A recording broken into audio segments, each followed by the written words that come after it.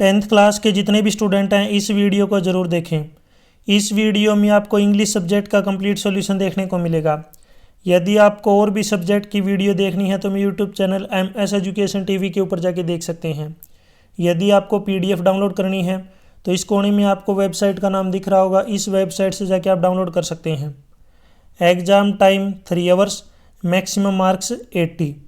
नीचे यहाँ पे जनरल इंस्ट्रक्शन दिए गए हैं। इसमें फर्स्ट पॉइंट है this question paper contains 4 section. इस पेपर के अंदर टोटल 4 सेक्शन देखने को मिलेंगे। सबसे पहले है section A reading skill 20 marks, section B grammar 10 marks, section C writing skill 10 marks, section D literature 40 marks. Second point है attempt questions based on specific instruction for each part. आपको question जो दिया गया है उसके सामने उसके लिए इंस्ट्रक्शन दी गई है, उसी इंस्ट्रक्शन के बेस पर आपको जो है क्वेश्चन का आंसर लिखना है। सबसे पहले देखिए section A। First question read the passage given below and answer the questions that follow. नीचे जो पैसेज दिया गया इसको बिल्कुल ध्यान से पढ़ना है और इससे रिलेटेड जो क्वेश्चन पूछे गए हैं उनके आंसर आपको देने हैं। तो ये जो पैसेज है टोटल 10 मार्क्स का रहेगा। तो वीडियो को पॉज करके आराम से आप इसको पढ़ सकते हैं। तो यहाँ पे देखिए इससे रिलेटेड पहला क्वेश्चन है what is known as universal solvent. किसको यूनिवर्सल सॉल्वेंट कहा जाता है? तो इसका राइट आंसर है वाटर। नेक्स्ट इसका बी पार्ट है select the appropriate option to fill in the blank. Water is uniquely vulnerable to. तो सेकंड वाले में जो आंसर रहेगा यहाँ पे रहेगा पॉल्यूशन। ऑप्शन 2 इसका राइट होगा। सी पार्ट है complete the following analogy correctly with a word या फ्रेज फ्रॉम द पैराग्राफ 2। यानी कि पैराग्राफ 2 के अकॉर्डिंग जो नीचे यहाँ पे एनालॉगी दी गई है इसको कंप्लीट करना है। जैसे कि यहाँ पे दे रखा है वल्नरेबल जो है यहाँ पे रिलेटेड है किससे? रेसिलेंट से। तो इसी प्रकार आर्टिफिशियल किससे रिलेटेड है? तो यहाँ पे आप देखिए एक दूसरे के अपोजिट दे रखे हैं। तो आर्टिफिशियल का जो अपोजिट होगा ये होगा नेचुरल। यहाँ पे क्या हो जाएगा इसका? नेचुरल। तो इसमें ब्लैंक में नेचुरल आएगा।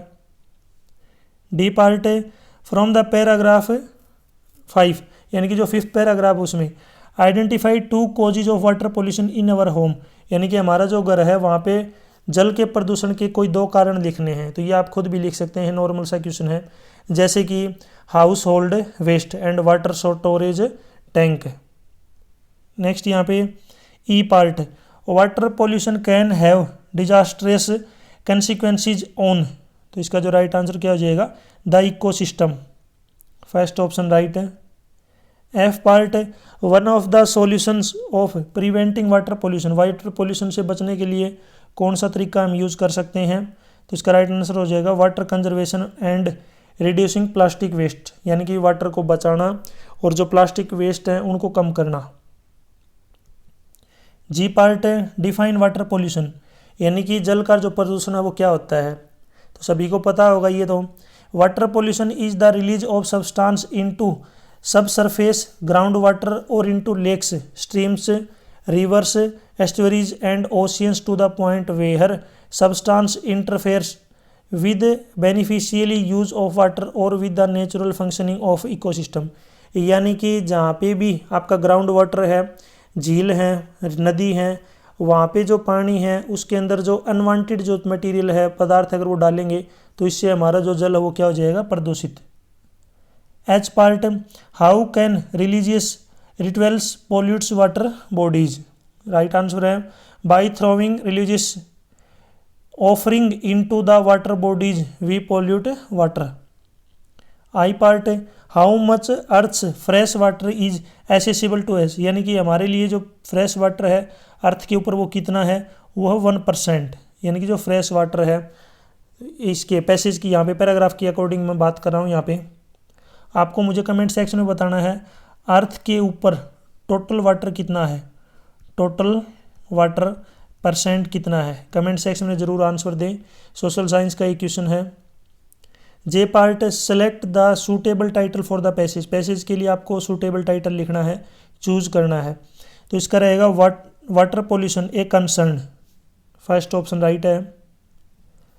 Question 2 read the passage given below and answer the question that follow. नीचे जो पैसेज दिया गया इसको बिल्कुल ध्यान से पढ़ना है और इससे रिलेटेड जो क्वेश्चन पूछेगा उनके आंसर आपको देने हैं। तो ये भी टोटल 10 मार्क्स का रहेगा। तो यहाँ पे इस पैसेज को आराम से आप पढ़ सकते हैं। इस पैसेज से रिलेटेड सबसे पहला क्वेश्चन है, what does the E waste यानी कि management of handling rules 2021 suggest. तो यहाँ पे इसका जो राइट आंसर क्या हो जाएगा, the E waste management and handling rule 2011 suggest that it is the responsibility of municipal corporation to ensure that e-waste, if found to be mixed with the municipal solid waste, is properly segregated, collected and is channelized to either authorized collection center or dismantle or recycler। ये अगर आप ऊपर पढ़ेंगे तो आपको जो है complete इसका आंसर जो है ऊपर देखने को मिल जाएगा। इसका जो आंसर है आप ऊपर से जो है चार्ट की इसका लिख सकते हैं। इसमें जो है यहाँ पे इसमें दे रखा है, इसमें बी पार्ट देखिए, बी पार्ट है, what provision has the E waste rule 2011 been made for disposal of electronic and electrical waste. यानी कि 2011 के अकॉर्डिंग डिस्पोजल जो है इलेक्ट्रॉनिक और इलेक्ट्रिकल वेस्ट का वो कैसे होता है, क्या प्रोविज़न है। आंसर है the east waste rule 2011 make a provision for safe disposal of electronic and electrical waste through private bodies. C part, after segregation the E waste should be, यानी कि आफ्टर सिग्रेगेशन जो ई वेस्ट है वो should भी क्या होना चाहिए, रिसाइकल्ड। थर्ड ऑप्शन राइट है। D part, by 2030 E waste from old computers would jump by %, on 2007 level in India. तो कितना बढ़ जाएगा 2030 तक, ये 500% बढ़ जाएगा 2007 के कंपेयर में। E part, find the word from the passage which means the same as surrounding. ये जो वर्ड दे रखा है सराउंडिंग, इसका आपको सेम वर्ड बताना है, यानी कि सिनोनिम बताना है, और ये भी आपको पैराग्राफ 5 से सिलेक्ट करना है। तो इसका जो सिनोनिम रहेगा ये रहेगा VICINITY, विसिनिटी, इसका सिनोनिम रहेगा। इसका F part, what should the research unit of Rajya Sabha report reveal. The research unit of Rajya Sabha reports reveals that there are 10 states that contribute up to 70% of total e-waste generated in country, while 65 cities generate more than 60% of the total e-waste in India.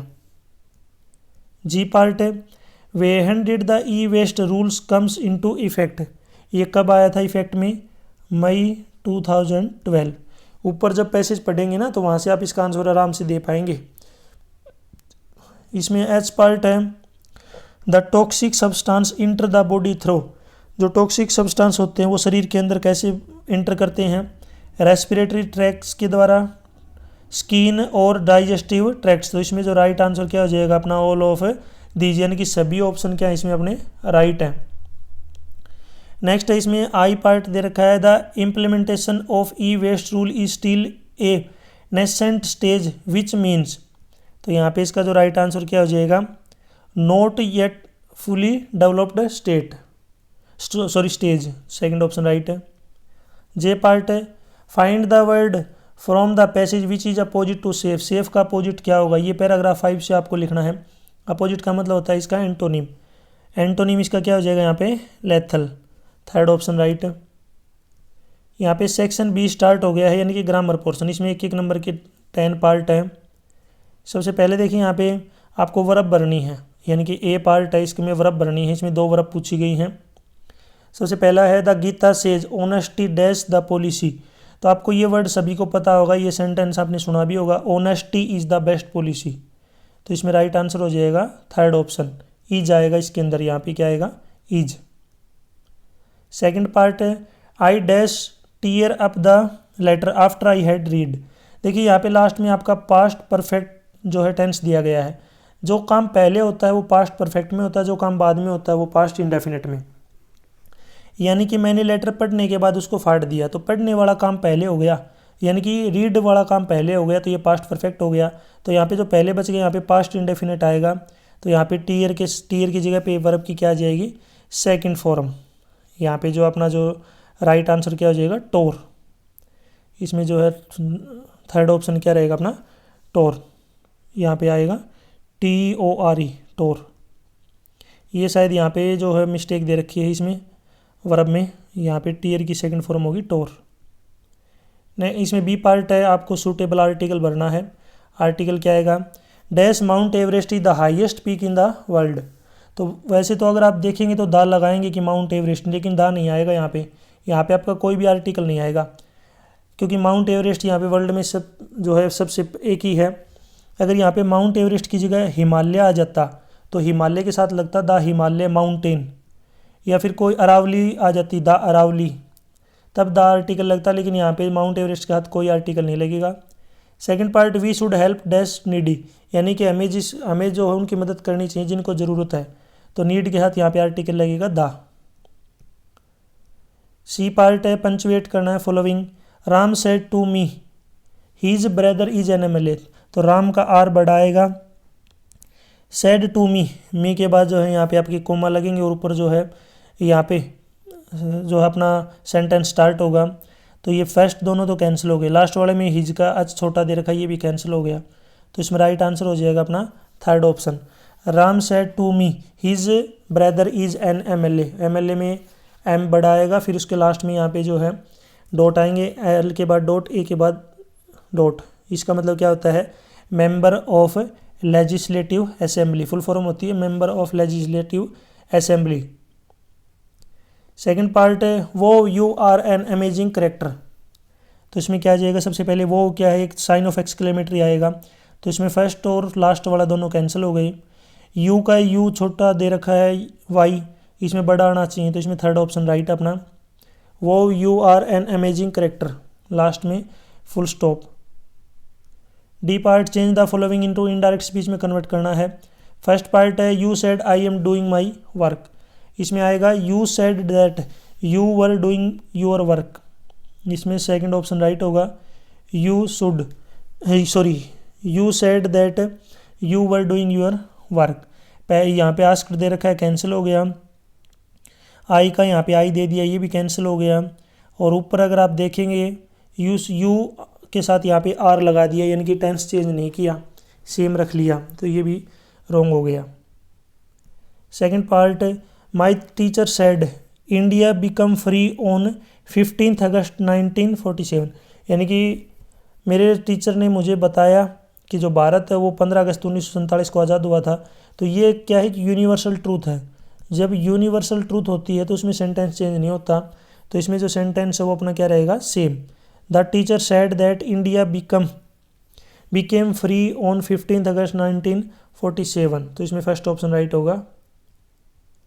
E part है, आपको model भरना है। He worked hard so that he dash pass, यानी कि वह जो है बहुत ज़्यादा मेहनत कर रहा है तो वह पास हो सकता है, यानी कि इसके ज़्यादा चांसेस हैं।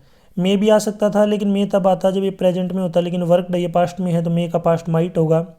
शुड नहीं आएगा, शुड का मतलब होता है कि ज़रूर, तो वह मेहनत करेगा तो उसके पास होने के चांसेस ज़्यादा हैं, तो यहाँ पे पॉसिबिलिटी ज़्यादा है, तो मे आ गया।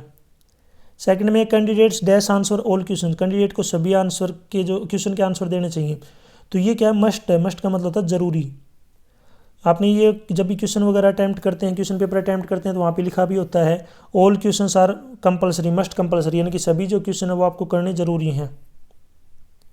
F part, filling the blanks with correct non finite verb आपको भरनी है। I was made dash football, तो अगर यहाँ पे वाज अकेला होता है तो वाज इसका मतलब क्या था, पास्ट कॉन्टिन्यूस टेंस हो जाता है। वाज के साथ प्ले के साथ प्लेइंग आ जाता है, प्लेइंग, यानी कि सेकंड ऑप्शन राइट हो जाता है। लेकिन यहाँ पे आई वाज मेड के बाद क्या आ जाएगा, to play, fourth option right होगा, to play. Let him dash a song, let him, तो इसमें क्या आ जाएगा, वर्ब की फर्स्ट फॉर्म यानी कि सिंग, बिना इसके बाद टू नहीं लगेगा। सेक्शन सी, राइटिंग स्किल, तो इसमें क्वेश्चन 4 है। Fourth question, answer any one of the following, ये 5 नंबर का रहेगा। तो ये आप जो है मेरी जो वेबसाइट है जिसका लिंक आपको इसी वीडियो के डिस्क्रिप्शन में मिल जाएगा, वहाँ से आप इनको देख सकते हैं, पढ़ सकते हैं, वहाँ पे आपको मिल जाएगा। इसमें आपको एक लेटर लिखना है जिसमें अपने फ्रेंड को आपको बधाई देनी है, उसने स्कॉलरशिप जीती है। और इसी की ओर में यहाँ पे दूसरा जो है आपको जो है एक एप्लीकेशन लिखनी है। ऊपर वाले में तो क्या था, लेटर लिखना था, नीचे वाले में यहाँ पे एप्लीकेशन लिखनी है आपको, ये प्रिंसिपल को लिखनी है। और फुल फीस माफ़ी के लिए है।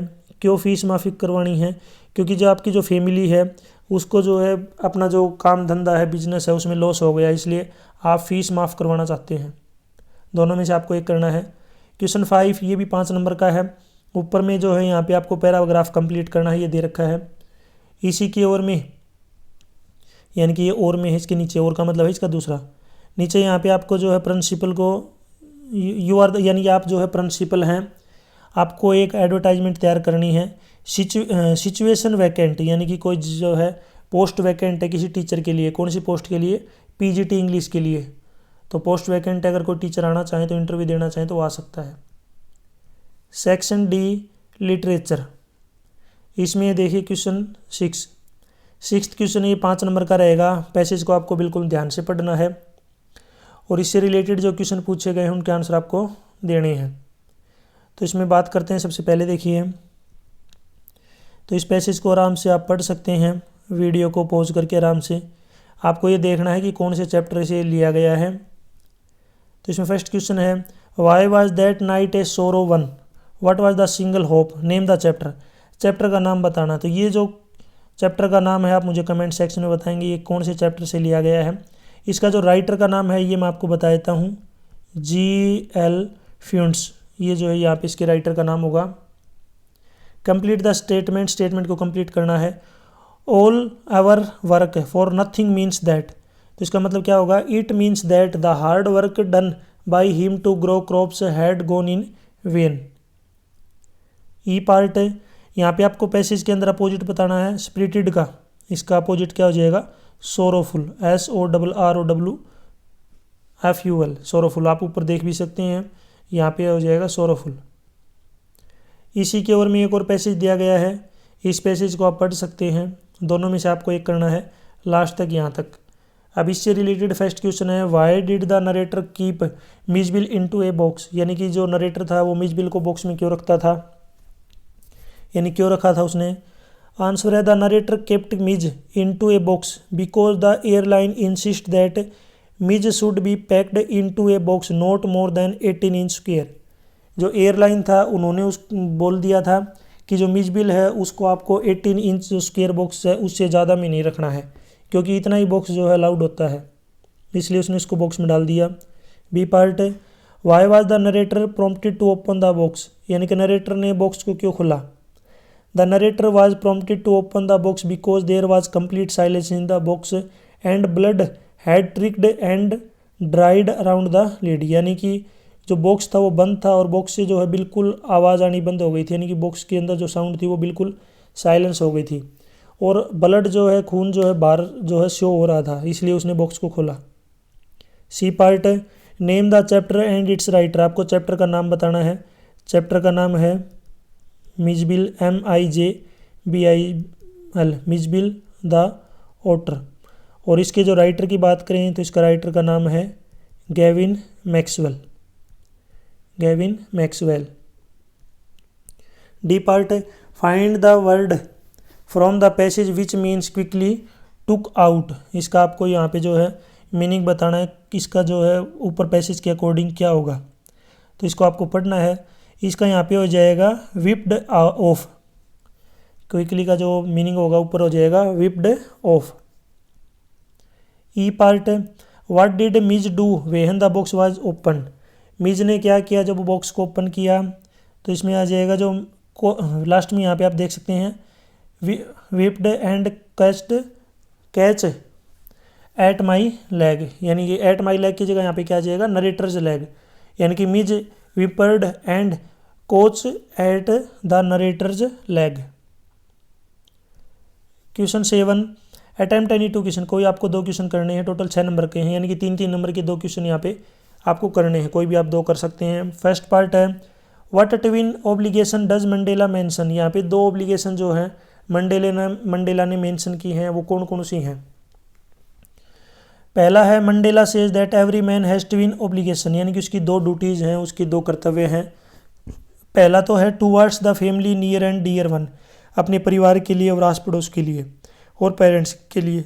और दूसरा है सोसाइटी, कम्युनिटी एंड कंट्री के लिए। B part, what made the women in the control centre look at the narrator strangely, यानी कि किस चीज़ ने जो उस वुमेन को कंट्रोल सेंटर के अंदर जो लेडीज़ थी उसको नरेटर की तरफ स्ट्रेंजली देखने के लिए जो विवश किया, यानी कि उसको क्यों देख रही थी स्ट्रेंजली, अद्भुत तरीके से। इसका आंसर है when the narrator landed safely he wanted to thank the pilot of the black aeroplane, यानी कि जैसे नरेटर ने ज़मीन के ऊपर लैंड किया तो वह धन्यवाद करना चाहता था पायलट को, उस ब्लैक एरोप्लेन के पायलट को। But neither pilot nor that plane were seen, but उसने न तो पायलट को देखा और न ही प्लेन को देखा।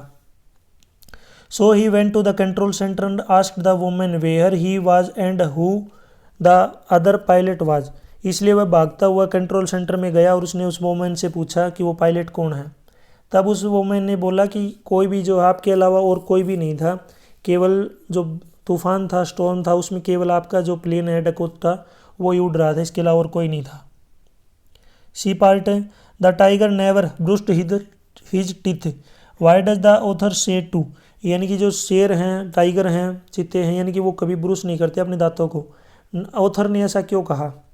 Answer, the children were as free as tiger in jungle, बच्चे जो हैं वो शेर की तरह, यानी कि टाइगर की जो चीते होते हैं उनकी तरह जंगल में फ्री, जंगल में जैसे वो टाइगर फ्री रहते हैं वैसे ही जो बच्चे हैं फ्री रहते हैं। They did not care about brushing their teeth और वॉशिंग देयर माउथ, वो भी जो है अपने दांतों की तरफ ज़्यादा ध्यान नहीं देते ब्रूस करने के लिए, और नए मुंह धोने पर जो है ज़्यादा वो ध्यान करते हैं। They started eating their favourite sweets bread bangles as well as they woke up, वो जैसे ही उठते हैं तो उठते ही अपनी जो फेवरेट स्वीट है, मिठाई है, उसको खाने की सोचते हैं, खाते हैं। D option, why does the conductor call Valli madam, जो कंडक्टर था उसने वैली को मैडम कहकर क्यों संबोधित किया। Answer, the conductor was humorous person, यानी कि वो एक जोली टाइप के ह्यूमरस टाइप का जो है व्यक्ति था, यानी कि मजाकिया व्यक्ति था conductor. When Valli boarded the bus he offer to help her get on the bus, जैसे ही वैली जो है बोर्ड पे बस में चढ़ी, उसने बोर्ड किया तो उसने जो है उसको हेल्प करने के लिए ऑफ़र किया। But Valli refuse to accept his help and acted like a mature girl, लेकिन जो वैली थी उसने उसके ऑफ़र को जो है ठुकरा दिया, यानी कि उसको रिफ्यूज़ कर दिया और ऐसे बिहेव करने लगी जैसे मेच्योर गर्ल करती हैं। Seeing her bold and confident gesture the conductor called her madam jokingly, यानी कि उसके जो कॉन्फिडेंस को देखकर कंडक्टर ने उसको मैडम बोला मजाकिया रूप से। क्वेश्चन 8 है, how did the young seagull make his first flight, 6 number का क्वेश्चन रहेगा, इसी की ओर में है। One should understand that human beings are mortal and no one can escape share to key opinions from what you learn from the lesson the sermon at Benares. तो यहाँ पे ये जो क्वेश्चन है इनके आंसर आपको मेरी वेबसाइट के ऊपर मिल जाएंगे, क्योंकि ये लेंथी क्वेश्चन है। आपको मुझे कमेंट सेक्शन में बताना जो आपका ये लेसन है इसके राइटर और या फिर ऑथर का जो नाम है आपको मुझे कमेंट सेक्शन में बताना है। ये मैं आपसे इसलिए पूछता हूँ क्योंकि ये इंपॉर्टेंट चीज़ है, इंपॉर्टेंट जो है ये राइटर और ऑथर और पोइट के नाम होते हैं, ये आपको आने चाहिए, एग्जाम में ज़रूर पूछे जाते हैं 2 नंबर या 3 नंबर के, तो आपको नॉलेज होनी चाहिए इनकी। Question 9, attempt any one of the given stanza, यहाँ पे आपको कोई भी एक स्टेंजा अटैम्प्ट करना है, ये 5 नंबर का रहेगा। तो यहाँ पे ये जो स्टेंजा इसको आप पढ़ सकते हैं। इससे रिलेटेड पहला क्वेश्चन है, where was the poet, poet कहाँ पे था आपको बताना है। तो इसका राइट आंसर है the poet was sitting under a snow cover hemlock tree, यानी कि जो पोइट था वो हेमलॉक ट्री के नीचे बैठा हुआ था, यानी कि down the hemlock tree. B part, what has the crow done, crow ने क्या किया। Crow has shaken the snow cover tree, यानी कि उसने जो है उसको पेड़ को हिला दिया। What kind of a tree is hemlock, hemlock किस टाइप का पेड़ है। हेमलॉक क्या है कि पॉइजस ट्री, हेमलॉक जो है पॉइजस ट्री है, पॉइजनस। नेक्स्ट यहाँ पे D part, name the poem, poem का नाम लिखना है। तो पोइम का नाम है डेस्ट ऑफ स्नो। और नहीं आगे जो है पोइट का नाम है रॉबर्ट फ्रॉस्ट। इसमें नेक्स्ट पार्ट है E, what is the rhyme scheme of these lines, इन लाइन का जो राइम स्कीम क्या है, तो इनका राइम स्कीम है ए बी ए बी। इसी की ओर में यहाँ पे एक और स्टेंजा दिया गया है, आपको दोनों में से एक करना है। यहाँ पे दूसरा स्टेंजा आप पढ़ सकते हैं।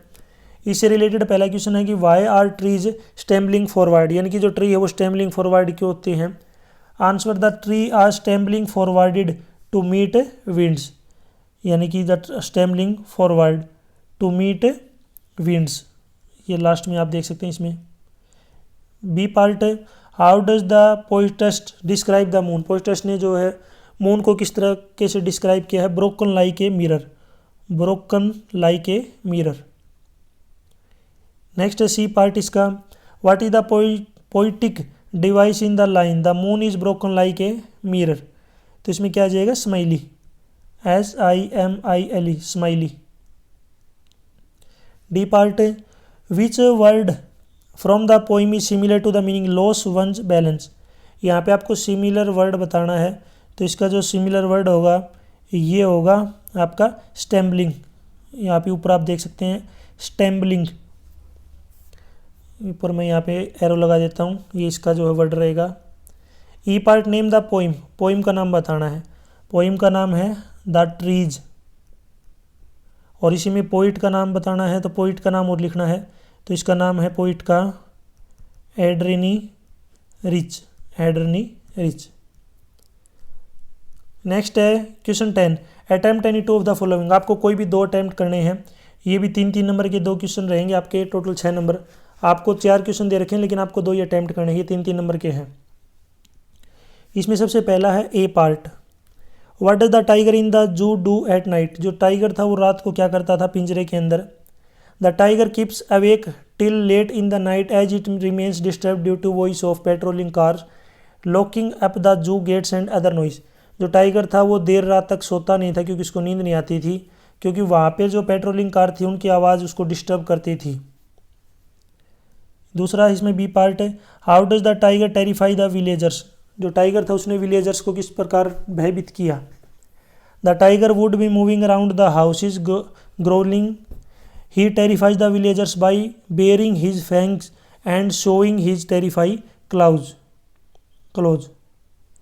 सी part, money is external, what does the poet means by this expression, जो मनी है वो एक्सटर्नल है, किस प्रकार पोइट ने इस चीज़ को एक्सप्रेस किया। The poet makes the boy understand about the responsibilities as the loss is immaterial. Money is external as it cannot buy memories nor can it replace the things that we live. यानी कि जो money है वो क्या है, external है, क्योंकि money से हम जो हमारी जो मेमोरी है उनको नहीं खरीद सकते, और जो जिन चीज़ों से हम प्यार करते हैं उनसे हम इस चीज़ को रिप्लेस नहीं कर सकते मनी से। D part, how did the period react when the dragon attacked him, जो पीरियड था उसने किस प्रकार जो है रिएक्ट किया जब ड्रैगन ने उसके ऊपर अटैक किया। The pirate looked at the dragon way with open mouth, he swallowed liquid from his pocket flagon, he fired 2 bullets but missed, the dragon attacked him and swallowed him. Question 11, attempt any two of the following, यहाँ पे 3-3 number के 2 question पूछे गए हैं, आप 6 number के total 4 question है लेकिन आपको करने 2 हैं।